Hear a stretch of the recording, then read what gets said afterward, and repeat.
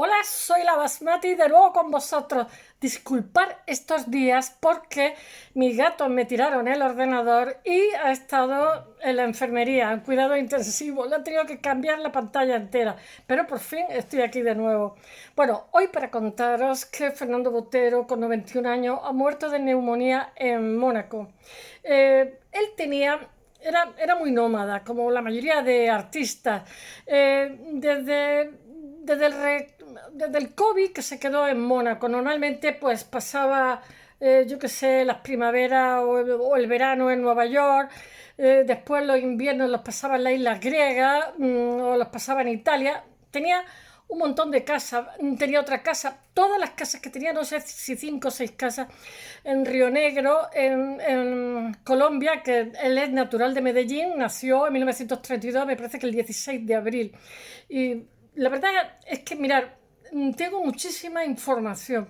Tengo tanta que incluso para contar a vosotros ahora no sé por cuál me voy a decidir, pero sí he tenido claro que en el blog he puesto la información de la que ha sido su comisaria aquí en España montones de veces y en otras exposiciones, y entonces ella le escribe como una carta de despedida cariñosísima, con el corazón, una carta emocionante y preciosa, donde hace una especie de currículo de lo que ha sido la vida de él y la vida suya al lado de él.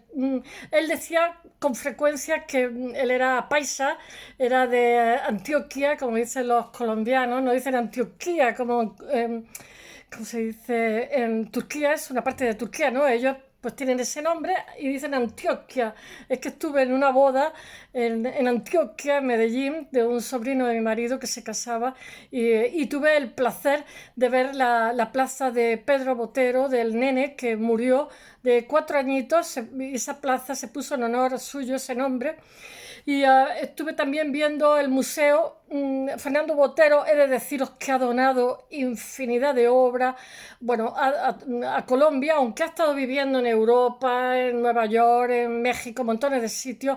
Él nunca ha perdido de vista su tierra. Fijaros si no la ha perdido de vista, que ahora, siendo mayor, eh, lo, su, donde tenía expuesta su obra, porque ha donado hasta su colección privada de Chagall, Picasso, etcétera, que estuvo haciéndola durante 30 años, la ha donado también al Museo de Bogotá. El Banco de Santander en España le pidió, antes de hacer esa donación a su tierra, de su colección privada de artistas de todo el mundo, todos buenísimos. Hay también arte, ¿cómo se llama? Pues de cuando Colombia era, ¿cómo se dice?, colonia, etcétera. Y se expuso en España previamente. Bueno, en España he expuesto montones de sitios, en Madrid. En Madrid se hizo hasta una línea de autobús especial para ir a visitar la obra de Botero, de sus esculturas maravillosas, de sus mujeres abundantes. Él dice que no estaban gordas, que eran así, abundantes. Y hay mucha gente que lo critica. Yo no acabo de entender las críticas que recibe. Ahora os lo contaré un poquito mejor. Porque las críticas vienen a ser algo así como que no evoluciona. ¿Cómo que no evoluciona? Evoluciona muchísimo. Quien dice eso no conoce su obra. Pero es que en nuestra cultura hay un mito del romanticismo por el cual, si no estás continuamente como Picasso, yo que sé, el periodo rosa, el periodo azul, yo que sé, el cubismo, si no estás continuamente como cambiando el programa de la lavadora, como que no eres artista. Eso es una tontería. Eso viene un poquito de, esa influencia viene del romanticismo, en la cual tenías que estar continuamente cambiando y cambiando y cambiando. O sea, nuestro Fernando Botero cambió y muchísimo, y cambió para bien, por supuesto, porque en arte, o sea, lo artístico siempre es el factor añadido, pero en arte encontrar el discurso propio, ya sea escribiendo, ya sea pintando, ya sea en escultura, es encontrar tu propio lenguaje, y que cuando alguien vea una obra tuya diga, esta es de Botero, eso es lo más difícil que hay. Él dice que le costó 20 años. ¿Qué puedo contaros de su vida? Bueno, me he quedado sin terminar, como soy tan atropellada, que Fernando Botero, en la placita que tenía, que hizo al nombre de su hijo Memoria, porque estaban de viaje, de vacaciones con su segunda esposa, y tuvieron un accidente con un camión y murió el nene de 4 años, y fue tremendo. Y él se pasa una temporada pintando a su nene, haciendo referencias serias donde aparece el nene muerto de una manera o de otra, de manera digamos, expreso de manera tangencial. ¿Y por qué decía eso? Sí, porque esta placita, como os he dicho, ha donado muchísimas obras suyas. Esta placita, en un momento determinado, esta placita de siempre ha estado llena de turistas. Yo he estado, me he fotografiado, pero también ha estado llena de mujeres que se ganan la vida con su cuerpo. Y las autoridades querían, pues como que le parecía que daba mala imagen de la ciudad de Medellín, ¿no? A tontería. Entonces decidieron que iban a cerrar esa plaza para que no pudieran estas mujeres vender su cuerpo, por decirlo de alguna forma, para obstaculizarle el acceso, ¿no? Y entonces él escribió a la alcaldía, os estoy hablando hace pocos años, diciendo que sugeriría, no dijo no me gustaría, sino sugeriría que él cuando hizo esa plaza y donó tantísima obra y el museo que está al lado, lo hizo para que fuera accesible a todos los ciudadanos. Y a todos era a todos, ciudadanos y ciudadanas. Y no se cerró. Y también estaba leyendo cosas de su vida, de entrevistas, ¿no? De una vez que fue, porque él tardó en hacerse famoso, le pasó de todo, pobrecillo. Fue a Medellín porque su tierra, aunque estaba por ahí, siempre volvía. De hecho, tenía una casa en Río Negro, que os he dicho. Y entonces le dijo, no sé si la alcaldesa, le dejaron una sala para exponer, una sala que era una biblioteca provisional, no sé qué, para exponer. Y entonces le dijo, no sé si la alcaldesa, no me acuerdo quién era, le dijo que si por favor le podían vender un cuadro, que se lo iban a pagar a plazo, poquito a poco, con suscripciones populares, con donaciones de los ciudadanos, que le hacía muchísima ilusión porque él ya era cotizado. Entonces Fernando Botero se tronchó de risa. ¿Y sabéis lo que hizo? Donó 150 cuadros, donó. Y a partir de ahí donó y donó. Su tierra está llena de donaciones y su tierra además ha tenido talento. Colombia, que es un país maravillosísimo, ha tenido el talento, me parece que son de 450 obras, hacerlas de interés, o sea, darle reconocimiento de interés nacional, es decir, obras que no se pueden tocar, obras que no se pueden variar, obras que no se pueden perturbar, da igual el gobierno que sea progresista, que sea conservador, etcétera. Que eso es algo bien nacional y me alegro muchísimo que haya sido así, pero él siempre llevó Colombia en su corazón. Fernando Botero nació en 1932, en abril, como os he dicho, y ha muerto con 91 años de neumonía, que ya no se recuperó, tuvo una neumonía. He de deciros también que en el año, cuando tenía 85, hace 6 años, tuvo un incendio en uno de sus estudios. Estaba continuamente viajando, era muy inquieto, hasta hace nada, y ha estado pintando prácticamente hasta el último día de su vida. Él decía que quería morir como Picasso, con el pincel en la mano, y lo ha conseguido. Bueno, pues en uno, que es lo que estaba yo contando, así, se declaró un incendio, casi se quema. Y dice él, con 85 años, que tragó demasiado humo y que eso se ha quedado ahí dentro. Lo contaba con cierta sorna, porque es una persona, como todos los grandes, una persona humilde, una persona generosa con todos aquellos que le pedían, etcétera. Que pues ahora me iré acordando. Yo he hablado de este pintor montones de veces, más que nada porque me enamora muchísimo y me da muchísima rabia esa crítica fácil que hay dentro de lo que es el arte, de que parece que la pintura figurativa, y más una pintura de éxito, tenga que ser denostada, cuando Fernando Botero tiene una segunda lectura. O sea, yo leo mucho, no sé, ahora lo contaré, pues el periodo de entreguerra en la República de Weimar, de Alemania, Otto Dix, todo este grupo de gente que caricaturizaba la sociedad del momento. Pero él va a tener una evolución tremenda. O sea, nos podéis imaginar cuando él, por ejemplo, ahora lo contaré un poquito más ordenado, él se va a Nueva York, me parece que en los 60, que ya se acaba de divorciar, lleva $200 en el bolsillo para vivir en Nueva York, que es carísimo. Y él no sabía inglés, sabía 3 palabras, que es I am a painter. Soy un pintor. Y allí en Nueva York no gustaba nada porque Nueva York en los años 60, él había estado casado previamente con la madre de sus 3 hijos, que era la directora del Museo de Arte Moderno de Bogotá. Y en un momento dado, cuando tuvo el tercer hijo, se divorcia.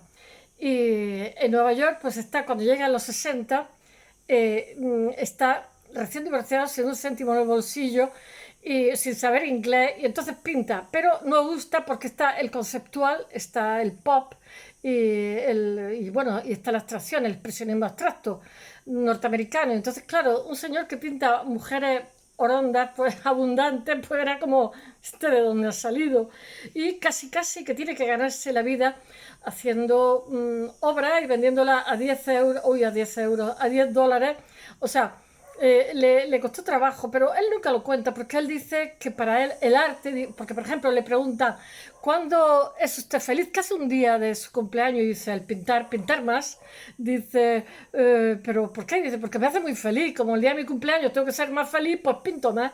O sea, es una persona que decía que la vida había que llenarla de arte, porque el arte conseguía de las cosas ordinarias hacerlas extraordinarias y hacer de tu vida algo excepcional. O sea, es una persona llena de ilusión, de fantasía, yo qué sé, de ambición, pero siempre con un corazón grande. Y hoy rindo homenaje a este señor que acaba de fallecer y que a toda la humanidad nos ha dejado un grandísimo legado. Y diciendo estas palabras, voy a ver si os lo explico de forma más ordenada. Tengo unas cuantas chuletas porque hay datos y datos. O sea, su currículum está navigarrado. Se me ha olvidado contaros que él nace en 1932, su padre es una familia humilde, pero con valores, como dirían hoy. Me parece que es el segundo hermano. Su padre es vendedor a caballo y le da un infarto. Y creo que tiene un hermano anterior a él, el del medio, y después en 1936 nace el tercer hermanito. Recién nacido, el padre le da un infarto y muere. Él no tenía, pues, del 32 al 36, 4 años y un hermanito, o sea, 3 niños pequeños y la fuente de comida que... Entonces la madre se dedicó a ser costurera de todo el mundo y sacó adelante a los niños. Y él hizo la primaria y la secundaria. Y después se va a venir a España. O sea, se presenta allí a concursos, se viene a España, ahora lo contaré un poco mejor. Entonces se matricula en la San Fernando. Y entonces, para ganarse la vida, él ya en Colombia se había ganado la vida haciendo ilustraciones en El Colombiano, que era un periódico. Pero eso cuando era estudiante, para no serle gravoso a su madre, que tenía otros niños. Y se iba sacando un dinerito que le permitía estudiar. Pero en una ocasión escribió un artículo sobre Picasso, yo no sé lo que diría, que lo echaron del lugar donde estaba y tuvo que irse a otro lugar a estudiar, a hacer la secundaria. Pero le pagaban, se ganaba la vida siendo muy muy joven porque lo necesitaba. Él dice que es curioso porque él a lo mejor con 10 añitos su tío lo metió en una plaza de toros a ser alumno de un torero que había porque a él le gustaban mucho los toros. Él es muy amigo de Vargas Llosa, que también le gusta mucho la tauromaquia.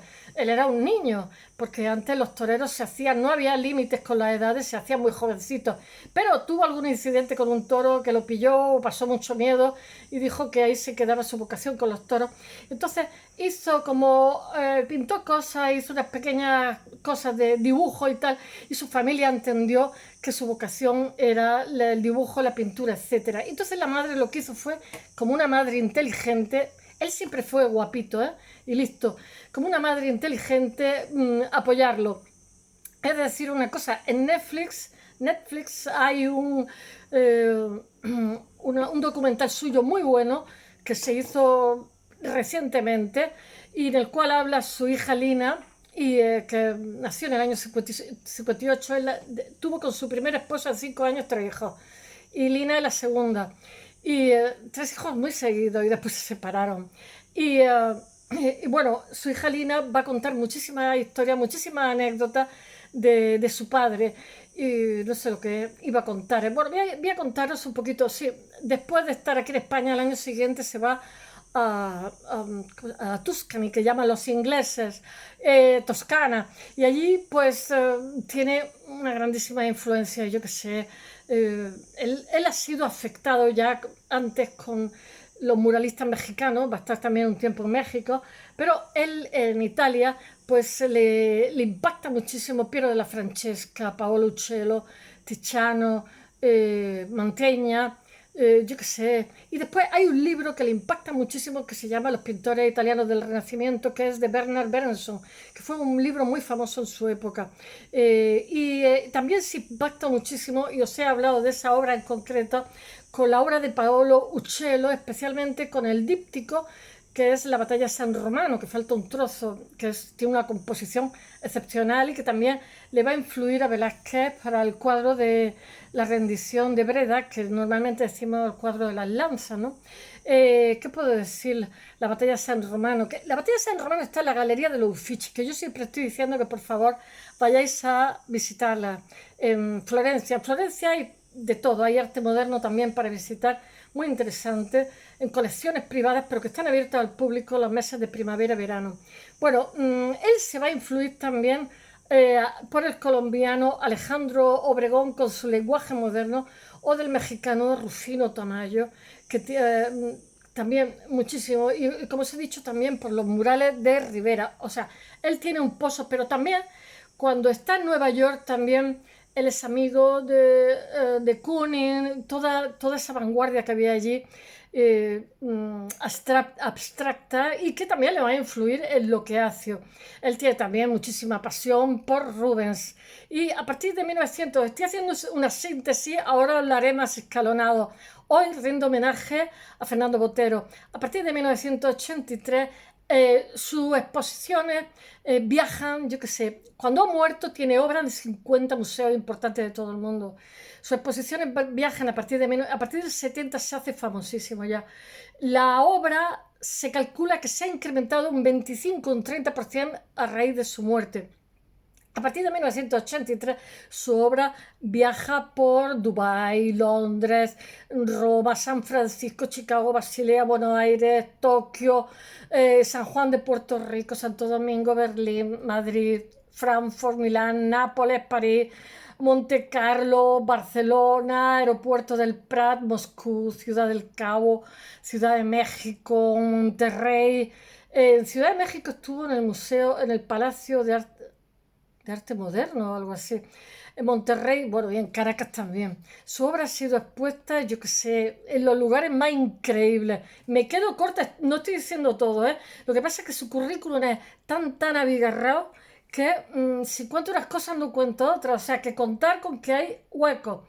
Su obra ha estado en los Campos Elíseos de París, ha estado en la Gran Avenida de Nueva York, en las Ramblas de Barcelona. Normalmente ha solido dejar obras en estos lugares. Bueno, por supuesto tiene una exposición permanente en Medellín, en el exterior y en el interior, y en Bogotá también. Bogotá, que era la antigua Santa Fe. Bueno, ha tenido exposiciones en el Raval de Barcelona, en la Plaza del Comercio de Lisboa, en la Plaza de la Señoría de Florencia, la famosa, donde estaba David, lo tuvieron que quitar de ahí. Lo que hay son las réplicas, pero estuvo siempre ahí, frente al Palacio de Bellas Artes, Ciudad de México, y bueno, y hasta en las pirámides de Gaza. Son toneladas lo que hay que llevar, porque sus cuadros son grandísimos y sus figuras de bronce son gigantescas. Yo creo que desde 2012 no hace nada, pero él ha seguido haciendo obra para sí mismo. Bueno, en 2012 se celebra una serie de homenajes porque cumple 80 años y se hacen homenajes internacionales con motivo de la efeméride de su natalicio número 80, que las celebraciones se hacen exposiciones por todo el mundo de su obra, pues yo que sé, en museos de Ciudad de México, Sao Paulo, en Brasil, Pietrasanta. Él tenía una casa en Pietrasanta, porque Pietrasanta es donde le hacían las piezas de bronce. Asís, en Italia, en Santiago de Chile, que va a dejar también piezas allí. En Bogotá, en Medellín, en Colombia, en Bilbao, en España, y también en Asturias, en Oviedo, en Bielefeld, en Alemania, etcétera, porque la lista es muy larga. Desde noviembre de 2015 hasta abril de 2016 se llevó a cabo una de las más... ¡Oh! Que me quito el pinganiño. Se llevó a cabo una de las más importantes exposiciones antológicas realizadas sobre el artista en la República Popular China. En China hubo unas colas gigantescas. Los chinos, yo creo que él dice que pintaba mujeres abundantes porque él era muy flaco y ese era el tipo de mujer que le apetecía. Y decía él, bueno, eso está en el subconsciente, vete a saber por qué lo hacía. Él tiene una exposición en China, en las ciudades de Pekín, la ciudad de Shanghái, con unas colas gigantescas, y él dice que cuando ve colas en sus exposiciones, que es lo que más le emociona del mundo, más que el dinero, más que la obra, más que nada, es que la gente, no, él no aburra a las personas. Tiene un cuadro sobre Franco, abundante, un Franco abundante, pero también hizo ¿cómo se llama? Las torturas de Abu Ghraib, y las donó a la Universidad de Berkeley en California, y están allí expuestas también en la universidad de forma permanente. Es generoso para donar. En Pekín estuvo en el Museo Nacional de China y en Shanghái en la China Art Museum. Bueno, Cristina Carrillo de Albornoz es la que os he puesto en el blog, la carta de despedida que le he hecho, que de verdad dan ganas de llorar, de amor que derrama hacia ese hombre, porque hizo montones de exposiciones, comisarió con él, y dice que ha estado trabajando hasta el último momento, que es un hombre que todos los años se celebraba, o sea, se reunía con su familia y amigos para celebrar la vida. Digo yo, qué bonito, qué hermoso, porque decía que había que celebrarla. Eso me recuerda al Día de Acción de Gracias en Norteamérica, que los peregrinos, los pilgrims, celebraban que estaban vivos, lo celebraban con una fiesta. Digo, madre mía, qué fuerte, qué fuerte. Bueno, pues él también lo celebraba. Y esta mujer, Cristina Carrillo Albornoz, era íntima. Iban a organizar ahora estaban organizando una exposición en Sicilia, y decía que le hacía muchísima ilusión, pero él hace pocos meses, en mayo, él ha muerto ayer, el 15 de septiembre. En mayo murió su esposa, que fue un matrimonio feliz, y él estaba tristón, estaba muy tristón. Bueno, esta mujer se llama Cristina Carrillo de Albornoz, y lo he puesto en el blog junto a muchas obras y muchas fotografías suyas y algún vídeo, y por esa carta de despedida tan linda que le dice adiós, maestro. Le dice unas cosas que de verdad emocionan. Bueno, he de deciros que Gustavo Petro, que es el actual presidente de Colombia, ha muerto Fernando Botero, lo ha dicho en las redes, el pintor de nuestras tradiciones y defectos, el pintor de nuestras virtudes, el pintor de nuestra violencia y de la paz. Qué bonito. Dice Botero, el arte debe producir placer, cierta tendencia a un sentimiento positivo, pero yo he pintado cosas dramáticas, siempre he buscado coherencia estética, pero he pintado la violencia o la tortura, la pasión de Cristo, he pintado también el amor, Esto hay que decirlo. Dice él que cuando muestra esa imagen, cuando se proyecta, se libera de ella. Dice, hay un placer distinto en la pintura dramática, en la pintura misma. Dice, el gozo mayor de la pintura, la belleza, no se puede arreñir lo dramático y lo placentero. Bueno, como he dicho, él destaca por su discurso de mujeres abundantes. Él va a dibujar, va a hacer una serie porque dice que le impactó muchísimo las torturas a los presos musulmanes de Abu Ghraib, que ya sabéis que las guerras, estas cosas son peccata minuta, suele ocurrir. Y el Estado Islámico, el jefe del Estado Islámico, fue uno de los que fueron torturados, que era un hombre inocente, lo torturaron y salió de allí espitoso, y organizó pues una cosa que ha provocado montones de muertes, montones de víctimas, en fin. La violencia trae violencia, dice. El destino del arte, porque parecía que solamente pintaba felicidad, felicidad, dice él. No pude resistir esas imágenes, no pude resistirlas. Dice Fernando Botero, el destino del arte sobre el dolor o sobre la belleza es procurar el placer estético. Dice, una paloma de la paz, esto pasó en Medellín, causó 22 muertos y más de 100 heridos. Una paloma de la paz de bronce, dejaron dinamita dentro. Saltó en pedazos la paloma. Pedí que no la reconstruyeran. Yo vi esa plaza y esa paloma antes de que le pusieran explosivos.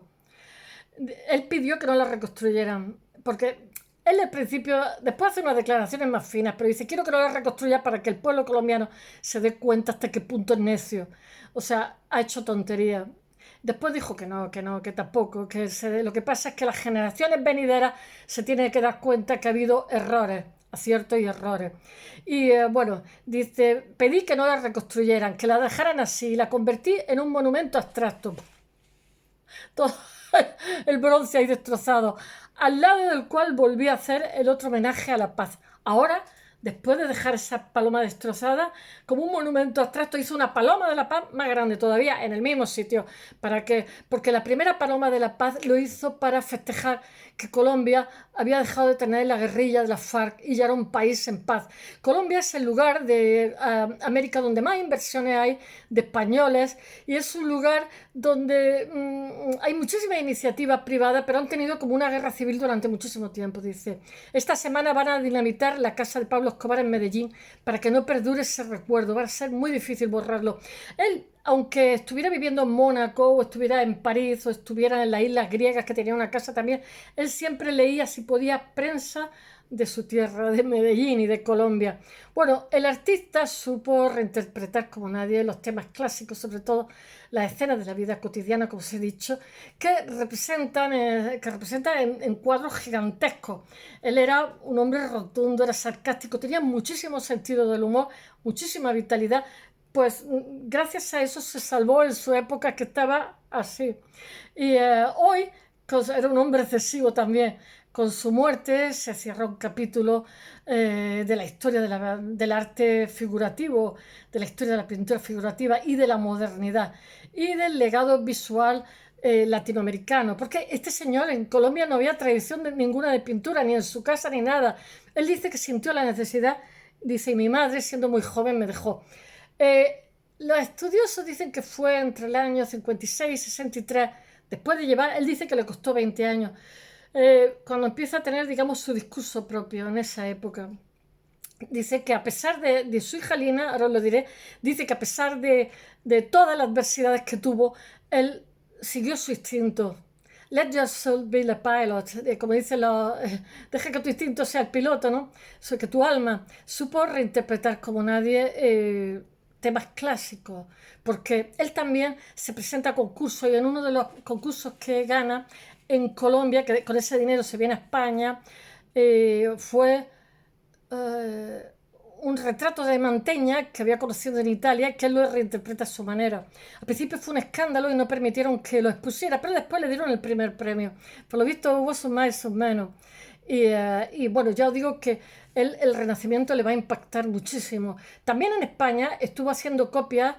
Cuando vino, estuvo haciendo copias de Goya y de Velázquez y cobraba un dinerito pequeño y con eso vivía en una fonda y comía comidita así de menús baratos. En los años 50, yo lo pienso. Y mientras por las mañanas pintaban el Prado, Goya y Velázquez sobre todo. Goya también la hacía gordita, ¿eh? Supo reinterpretar como nadie los temas clásicos, sobre todo las escenas de la vida cotidiana que representan grandes cuadros, como he dicho, tanto pictóricos como escultóricos. Me parece que deja 3.000 cuadros y no sé, ahora os diré la cifra, no me la sé del todo. Creo que las esculturas son 300, pero las esculturas son gigantescas cada una, ¿eh? Y bueno, desde la ética de la ligereza y de la alegría cotidiana, él dice, el arte debería ser un oasis en el que refugiarse de la dureza de la vida. Él dice que lo ha hecho. Bueno, él se llamaba Luis Fernando Botero Angulo y nació en Medellín, Colombia, en 1932 y ha muerto en Mónaco en 2023, pero va a ser enterrado junto a su esposa, que era una, ¿cómo se dice?, escultora griega, que se llamaba Sofía, y ella está también, creo que en Pietrasanta, está, desde mayo está enterrada allí. Él se quedó tristón después de ser viudo. Me parece que se casó con ella, es su tercer matrimonio, en 1970. Él deja un legado de 70 años, de una producción, sí, de 3.000 óleos y 300 esculturas y 12.000 dibujos, que más allá, casi todo, no, pero buena parte de su obra y totalmente su colección de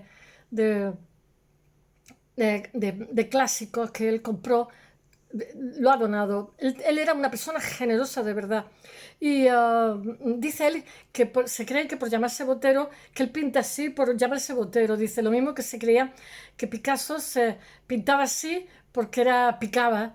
Dice lo mismo que se creía que Marc Chagall pintaba así porque incendiaba. O sea, es como si fuera antes el apellido, antes que el pintor. Él se partía de risa, una persona súper risueña. Y era guapetón Y fue guapetón hasta viejo, no tenía arrugas, tenía un cutis estupendo. Yo creo que era una persona simplemente muy inteligente y excepcional y un trabajador infatigable. Bueno, más allá de reducir, yo vi la casa de París donde tenía el estudio, tenía un suelo de madera precioso y lo tenía lleno de gotas. Entonces mis profesores de arte siempre decían que cuando un taller está sucio, sucio entre comillas, sucio no es asqueroso, sino de usarlo, que están cosas así que no están del todo, es porque se trabaja mucho. Cuando los talleres, yo se lo pienso también de las cocinas, cuando las cocinas están perfectas con macetas, digo yo, estos comen fatal, mi madre lo decía también, estos comen fatal, porque en todas las cocinas siempre hay una esquina que tiene un poco de grasa, siempre se te ha caído un poco de aceite, siempre hay una hoja, yo que sé, un perejil en un vaso, no está para meter macetas ni para perfecciones. Bueno, pues los estudios de los pintores, si están perfectos, malo, malo. Bueno, él, yo qué sé, se fascina muchísimo por los pintores del 480, del barroco, como Paolo Uccello, Piero della Francesca, como os he dicho, Giotto, Tiziano, pintor con quien siempre se le ha comparado, yo qué sé, con Rubens por su similitud formal en la pintura. Sí, es que Rubens la pintaba también abundante. Él dice, soy el pintor del volumen, no de gordas. También, él nunca tenía una mala palabra, ¿eh? Nunca, jamás. Siempre un hombre sonriente, positivo y generoso con los demás. También supone la réplica latinoamericana al expresionismo ácido de Georg Grosz, el que os he dicho, del periodo de entreguerras en Alemania, la República de Weimar. Él desarrolla sus cuadros no son tan inocentes como aparentan en primera, tiene una segunda lectura todo. Tiene un intrincado juego de referentes metapictóricos más allá de lo que es la simplicidad que todo el mundo se cree, con lo que siempre se le suele asociar. O sea, que una persona llegue a todo el mundo, que encima tenga éxito, eso no se lo perdona a nadie, dice. Porque todo el mundo se cree que para ser artista hay que ser retorcido, meterse heroína, morirse joven, hablar en clave, en fin, cuanto más abstracto mejor. Mirar, como decía Cortázar, lo he dicho mil veces, la gracia está en lo que haces o cómo lo haces, en lo que cuentas o cómo lo cuentas. Así es el arte. Bueno, dice Botero, si de algo estoy feliz de haber vivido siempre de la pintura, incluso muy pobremente en mis primeras épocas en Nueva York, cuando vendía dibujos a $10. Bueno, Botero ha sido el escultor latinoamericano más cotizado, laureado de la historia. Con su muerte, España tiene la Isabel la Católica, la medalla Isabel la Católica. Su muerte se estima que sus precios se incrementarán un cuarto, un 25%. Como os he dicho antes, el 11 de marzo del año pasado, su famosa escultura de bronce de 3,5 metros del hombre a caballo llegó a alcanzar la cifra en una puja de 4,5 millones de dólares. La casa en Christie's, como digo muchas veces. Las piezas, como dice el derecho civil, vale lo que el mercado esté dispuesto a pagar en ese momento. Por eso el precio se puede calcular, pero el precio siempre es subjetivo. Cuando vamos a vender algo es por lo que alguien esté dispuesto a pagarlo. Y entonces esos 4,5 millones de dólares por esta pieza lo que hizo fue pulverizar récords que ya tenía de otras piezas suyas, fue la más cara. Y aumentó un 35% desde su última venta la revalorización. No sabéis, si lo sabéis, os lo digo, conforme más obras compran tuya y más caras, más revaloriza el resto. Las que has vendido, o sea, las que tienes que vender y las que han sido vendidas. Su escultura pública es embajadora de la paz, más siendo colombiano. Es una persona alegre, sus obras son alegres, según sus propias palabras. Es un fenómeno de masa global y encontramos piezas en las principales ciudades, como he dicho, nacionales e internacionales, y tuvo muchísimo éxito en China, como el famoso gato de la Rambla de Raval en Barcelona, que hoy es totalmente icónico, es un gatote.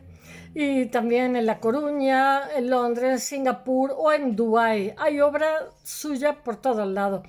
Su vida responde al arquetipo de un triunfador, pero tardó, en el que un niño soñador de orígenes humildes de Medellín, desconocedor de los códigos de la historia del arte, pero estudió primaria, secundaria y estuvo en la universidad, y movido por la historia, y movido más por la pasión del arte y la belleza, porque ellos no tenían tradición de nada en Colombia, me refiero de ningún tipo de arte, ni tenía precedentes. Comienza un camino autodidacta como ilustrador en el periódico El Colombiano, como os he contado antes, a finales de los años 40, siendo un adolescente, y a partir de ahí se saca unos ingresos que le permiten hacer la secundaria y viajar, etcétera. A partir de ahí descubre a Piero dalla Francesca, que dicen los italianos, a quien estudia, pero también era un conocedor de la historia del arte brutal, ¿eh? Aquí también el muralismo de Diego Rivera, la tradición que invita a desarrollar, claro, es que hay que pensar que eran contemporáneos, casi casi. Le hace, le incita ¿cómo se llama?, al monumentalismo, ¿no?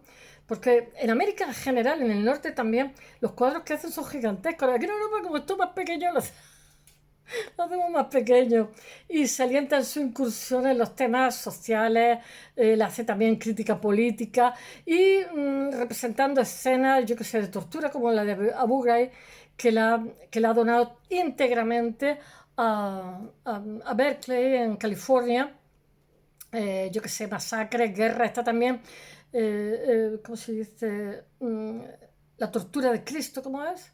Que no me sale cuál es la palabra, cuando está en el Via Crucis, lo digo en italiano, en el Via Crucis, y Cristo está agonizando, pues hace una serie sobre todo de eso que ha sido bastante famosa, que me parece que está también en otro lado. No sé si ha sido donada, porque él tiene una historia de donaciones gigantesca, ¿eh? No hay que olvidar tampoco su faceta como coleccionista, sus donaciones al Museo Público de Bogotá, como os he dicho antes, en el año 2000. Conforme se iba haciendo mayor, empezó a donar y donar, y su Colombia, por Dios, que no se le quitara a nadie, porque la adoraba, aunque viviera por ahí. Y eso me parece maravilloso. Y él dice que lo local también es universal. Y en el 2000 reunieron piezas espléndidas, resultando casi de 30 años de coleccionismo que había ido comprando y ya tenía una capacidad adquisitiva bestia, y esa colección de arte la ha donado totalmente a su país gratis. 30 años que estuvo dedicándose, yo qué sé, y en esa colección hay desde pintura colombiana y peruana de la época colonial, yo qué sé, piezas de arqueología precolombina, yo qué sé, escultura, dibujo, pintura de Corot, de Gas, de Gross, que le gustaba muchísimo, de Balthus, de Klimt, de Kokoschka, de Leger, de Matisse, bueno, estaban todos. Y de Chagall, como he dicho antes, que era, bueno, él fue excesivo hasta el final. Bueno, ¿qué puedo decir? Que él realmente él se quedó en Mónaco desde el COVID y ya estaba, se debió de sentir débil, no sé si pilló el COVID, pero ya desde digamos, la época que estuvo confinado, que lo hizo en Mónaco, pues no había vuelto a salir y ya de ahí no se movió, debían de estar delicados la salud, pero él seguía pintando. Bueno, será enterrado en la localidad italiana de Pietrasanta, como os he contado, con su esposa Sofía Bari, que era una escultora griega maravillosa, la cual tuvieron un matrimonio feliz y que falleció hace pocos meses, en el mes de mayo. El expresidente colombiano, que es Juan Manuel Santos, ha escrito hoy en las redes: lamentamos profundamente la partida de Fernando Botero, uno de los más grandes artistas de Colombia y del mundo. Yo también lo pienso, absolutamente. Siempre generoso con su país, un gran amigo y apasionado, constructor de paz. Nuestras más sinceras condolencias a toda su familia. Muy bien. Dice su hija Lina Botero, que habla mucho de él, a Radio Caracol. Dice, murió con 91 años, tuvo una vida extraordinaria y se fue en el momento indicado. Y fue una persona que dedicó su vida a su país, que fue el tema de su obra, es verdad. Él saca muchísimas escenas de lo que era Medellín de cuando era pequeño. Nacido en Medellín con unas composiciones que tienen un guiño a Italia del Renacimiento. Él, como he dicho antes, nació en Medellín en 1932, se graduó en 1950 en el Liceo de la Universidad de Antioquia, que dicen ellos, su ciudad natal. Nada más acabar, viaja en barco a Europa con un concurso que había ganado, que le habían dado un dinero, o con un dinero de una beca, y eligiendo como primer destino Barcelona. Pero pronto se traslada a Madrid, por supuesto, al Prado, donde va a ser copista y conoce de primera mano a los grandes maestros de la pintura. Con los grandes maestros. Bueno, en 1951 va a hacer réplicas de Goya y de Velázquez, que eran los que más le gustaban. En 1951 estudia la Real Academia de San Fernando en Madrid. San Fernando de Bellas Artes de Madrid, y visita el Museo del Prado, donde copia obras de Velázquez y Goya, como os he dicho, y en la Puerta del Prado vende cositas que él ha hecho para ganarse la vida porque no tenía otra fuente de ingresos, y tenía éxito. Recorre Europa durante 3 años, la recorre en bici y en moto. Eso me hace mucha gracia. La Toscana dice que la recorrió parte en bici y parte en moto, en función de lo que tuviera de aquí. Qué atrevido.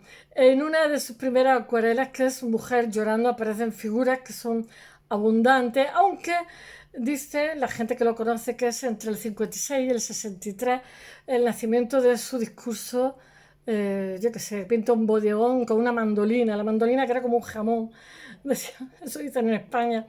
Bueno, sintetiza también su trabajo la influencia de los muralistas mexicanos, en especial, como he dicho antes, Rivera y José Clemente Orozco. Yo creo más que José Clemente Orozco, así como la pintura italiana, como os he dicho, del 300 y 400. Todo esto se aprecia en las variaciones que hace a partir de la obra de Jan van Eyck. Estuve el otro día hablando de él, que encontraron un cuadro suyo en Jaén.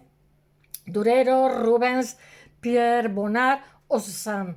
A principios de los 60 se establece en Nueva York, ya divorciado de su primera esposa, que era directora del Museo de Arte Moderno de Bogotá, y de la cual había tenido 3 hijos.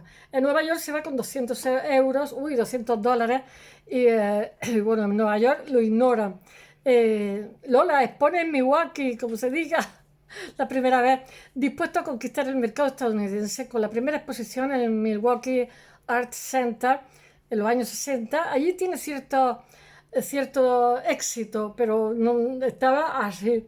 Y bueno, después me parece que se comete un error porque él hace una Mona Lisa abundante y gordita, y bueno, y hay, que no sé si la había comprado el MoMA, y hay como un error por parte de los periodistas, y se crea como una polémica y eso le empieza a dar publicidad, pero él se traslada a París y coincide con sus primeros trabajos escultóricos, que comparten las características de su obra pictórica, que tiene un cierto aire naif, y la representación de personas, animales, siempre abundantes. Dice su hija Lina Botero, dice: mi padre desarrolló un camino claro a una edad muy temprana. Cuando él llegó a Nueva York ya había encontrado su estilo, ya estaba caminando, pero no lo querían ni visto ni hallado. Ya el cuadro sí que lo premiaron muy muy joven en Colombia, lo compró un señor de Chicago, pero nunca se volvió a saber. Eh, Uno que es como que recrea a Manteña, no me acuerdo, el no sé qué de la estanza, no me acuerdo, muy famoso. No se volvió, desapareció, lo tiraron, vete a saber. Y dice: mi padre desarrolló un camino claro a una edad muy temprana. Cuando él llegó a Nueva York ya había encontrado su estilo, ya estaba caminando en una dirección concreta, pero se encontró con un mundo totalmente diferente, en el cual lo que estaba predominando era el arte abstracto, el expresionismo abstracto, el pop art, etc. Y era así. Su arte figurativo, y en esa época estaría también el land art, que también es los primeros 60, que es heredero del conceptual. Su arte figurativo, dice, su arte figurativo era la propuesta contraria. Fueron años muy difíciles en los cuales fue rechazado en montones de sitios y denostado en Estados Unidos, y se encontró con una crítica muy violenta hacia él, y sin embargo tuvo la fortaleza interior, la fortaleza moral de seguir a su instinto. Eso dice su hija. Dice, en los 70 se muda a París, y allí tuvo éxito, lo adoraban. Pero en esta época tiene su segundo matrimonio, se viene de vacaciones a España en coche, tiene un accidente y su nene Pedrito muere. A él el camión le pilla una mano, necesita fisioterapia, y estuvo, me parece que 6 meses sin poder pintar, y aparte de eso su matrimonio acabó, y en ese momento fue una tragedia horrorosa porque era un niño de 4 años. De hecho, la placita en Medellín se llama Pedro Botero, Pedrito, en honor a su nene. Bueno, vio morir al niño. Fue una tragedia.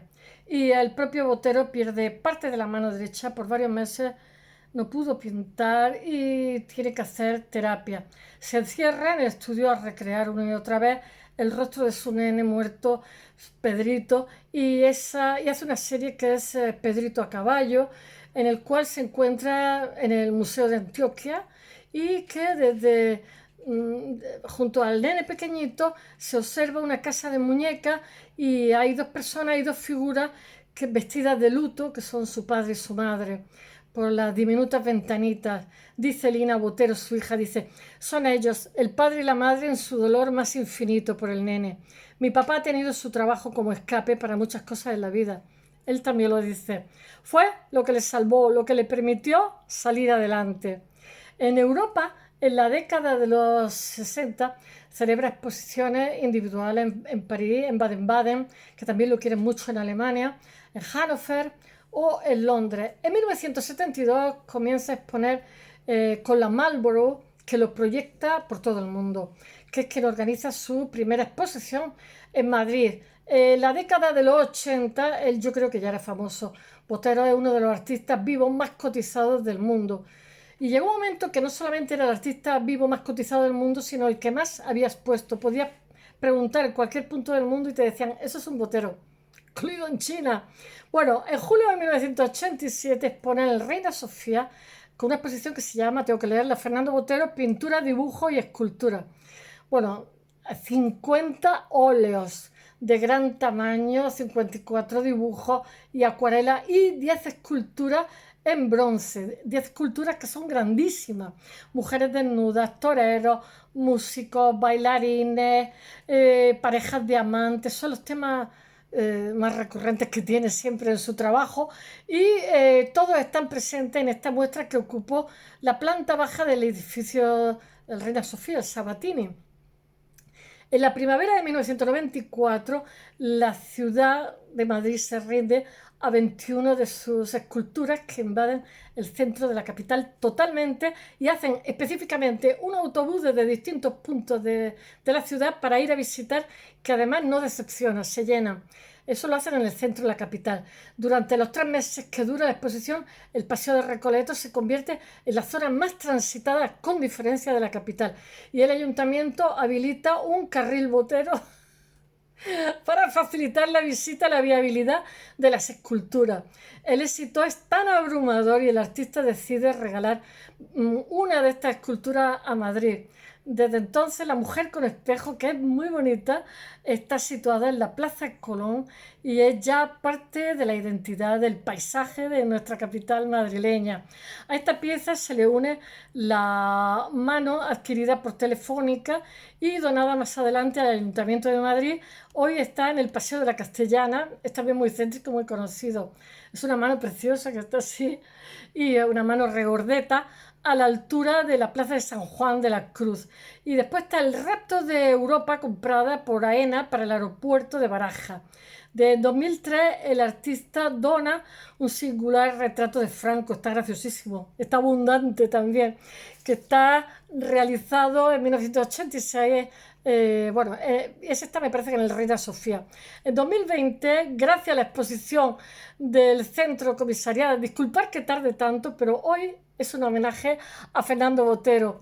Esta exposición que está ¿cómo se llama? En 2020 esta exposición, una exposición que comisaria Lina Botero, su hija, y la crítica que os he contado antes, que es íntima de ellos, que se llama Cristina Carrillo de Albornoz. Se puede ver en Madrid una gran reunión de sus obras más famosas. Botero, 60 años de pintura. Llegó a estar 70 años en activo. Y hace poco, justo antes del verano, uno de sus retratos de Picasso se expone en la exposición que se inauguraba de Opera Gallery en Madrid, y un homenaje al genio porque es el 50 aniversario de su muerte, prestaron un cuadro.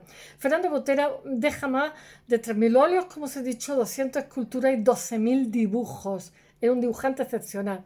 Su obra está, y así las composiciones muy originales. Su obra está presente en más de 50 museos de todo el mundo, desde el Metropolitan de Nueva York al Pushkin Museum de Moscú, de Israel Museum, al Museo Nacional de Bellas Artes de Chile.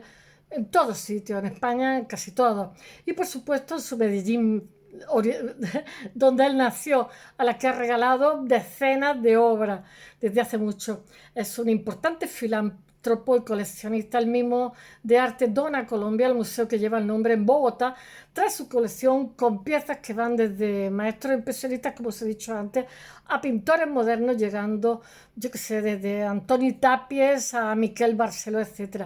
Hay una selección, antes de donarla a Bogotá, lo que hizo, como he dicho antes, el Santander le pidió prestado y se pudo exponer en Madrid, en la sede de la Fundación Banco de Santander, en el año 2000.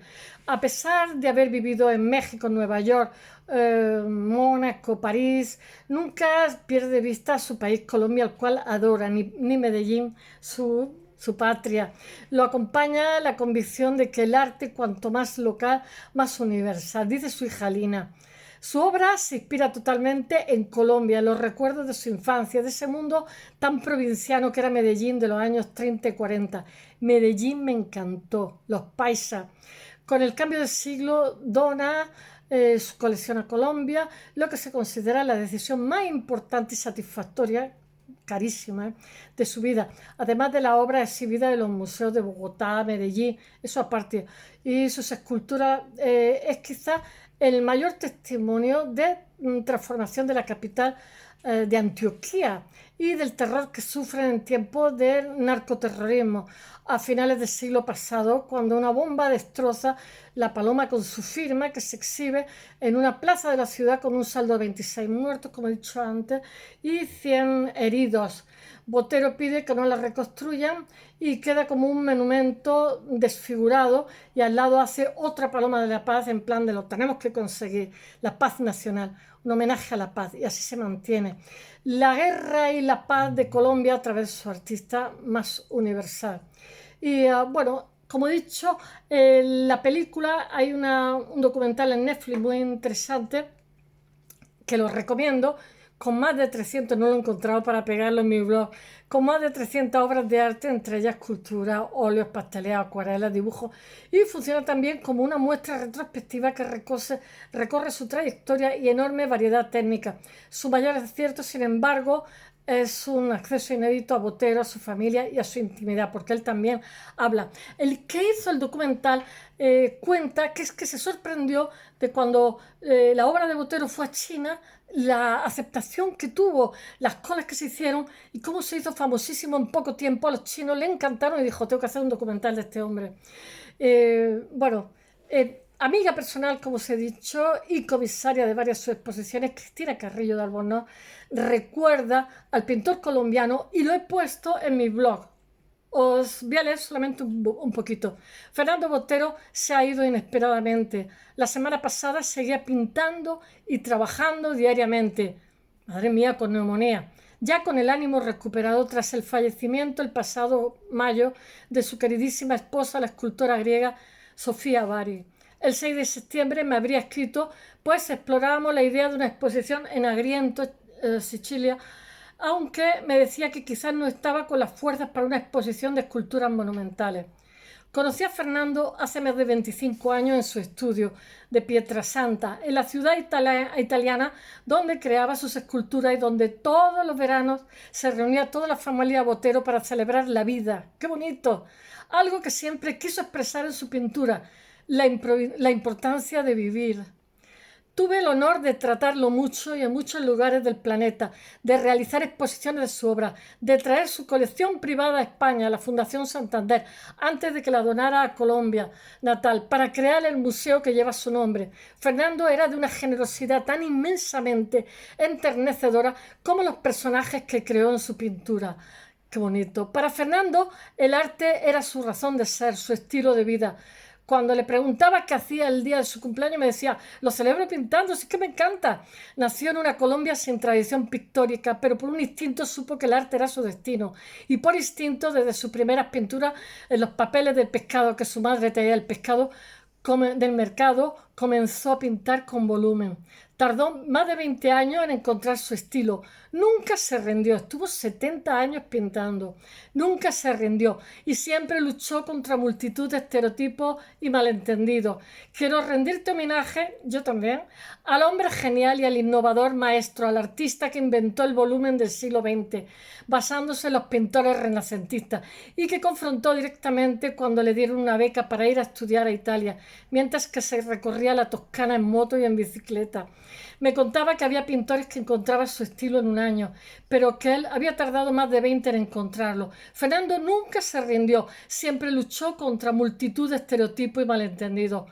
Cuando tras descubrir en México lo que sería su estilo, se fue a Nueva York, capital de aquellos años 60 del arte moderno, con $100 en el bolsillo.